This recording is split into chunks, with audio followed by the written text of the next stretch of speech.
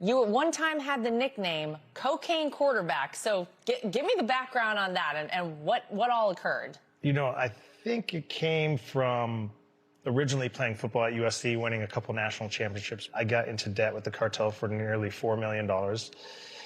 They gave me an ultimatum. They said, we're going to either kill you or you're going to work for us and pay it back. And I became their logistics coordinator, quote unquote, the signal caller for this cartel that I won't name a name, but I had to work for them. And it cost me, 10 years of my life in prison. Wow. But when Mark Wahlberg came out with the docuseries last year, he said, you know what?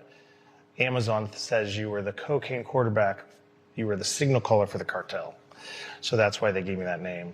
So it's kind of amazing because your story starts with you playing college sports, and it led to you being incarcerated for almost a decade. And I know that one of the things you're incredibly grateful for is something that the president passed in his first term, which is the First Step Act. Before, when you're in federal prison, everyone was expecting you're doing 85%. There's no breaks.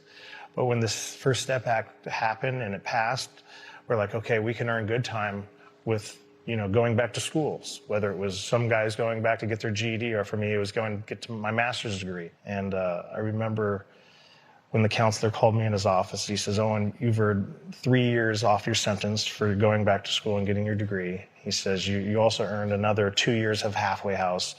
And I was like, wow, you have hope, right? And once you were released from prison, it feels like for sure that you wanted to take your experience there and you wanted to pour it into positivity and doing something good. Yes, it's the legal way, right? and it's a very humbling experience. And in the beginning, when the judge sentenced you to nearly 2 decades in prison, and they tell you it's time to rehabilitate, you kind of wonder, and you look at yourself in the mirror while you're in your prison cell and be like, maybe the judge is doing me a favor, right? And I tell people prison's the best thing that could have happened to me. It saved my life.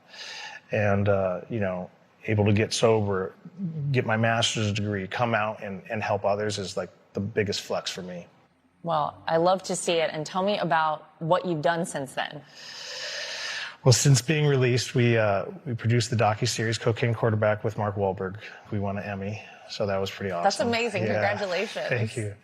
And then, my biggest achievement for me is going back to the colleges and speaking to the student athletes and letting them know, listen, it all started with one bet, trying to fit in where I didn't belong, like trying to keep up with this rich crowd, right? Going to USC and not coming for money, but trying to fit in with them and doing whatever I could to fit in. And whether it was, selling drugs or performance enhancing drugs, whatever it may be.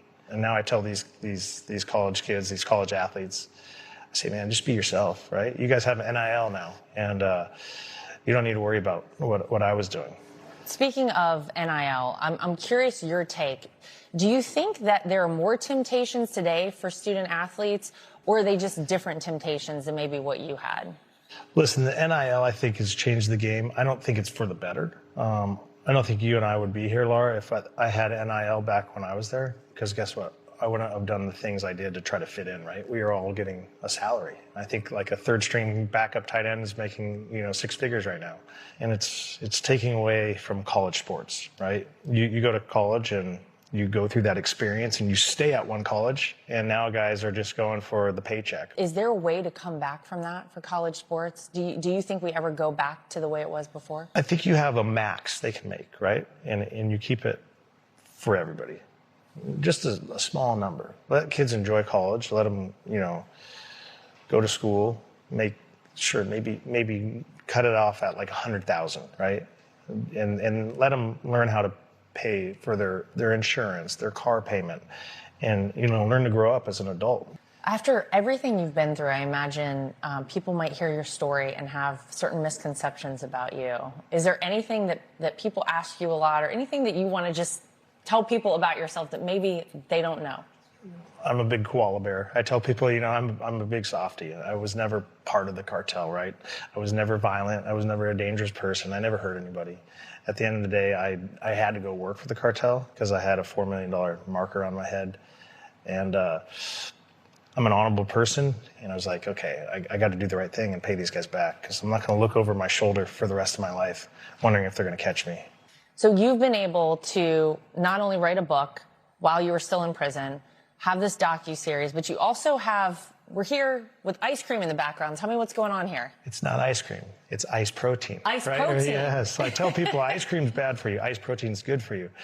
And it was all by mistake. In federal prison, you get tired of eating mackerel and tuna. And one day I told my cellie, I said, man, I'm going to start making those protein shakes they have on the commissary. And then I remember getting out, thanks to your father-in-law giving me 2 years halfway house for the First Step Act. I get out and I started going to manufacturers and asking them if they would make it. And they're like, that's too healthy. We're good. And finally, after the 10th ice cream shop, the guy said, you know what? I read your book. I watched your docuseries. He says, you paid the cartel back $4 million and it wasn't even your debt. He says, you're honorable. I'm going to do your R&D for you for free. And I was like, oh, that's awesome. So for the 2 years I was in the halfway house, I took the bus literally every day to the ice cream shop. And we launched last September. We're in over 500 gyms and nutrition stores. We sell direct to consumer online. And people now can just have ice cream show up on their door. If you could go back and talk to the 19-year-old version of you, what would you say? I tell this to the young kids at college. I say, just be who you are. Be Owen Hansen, be yourself. Because if you try to fit in where you don't belong, it's going to cause you from going down the slippery slope I once did trying to fit in. So just be you.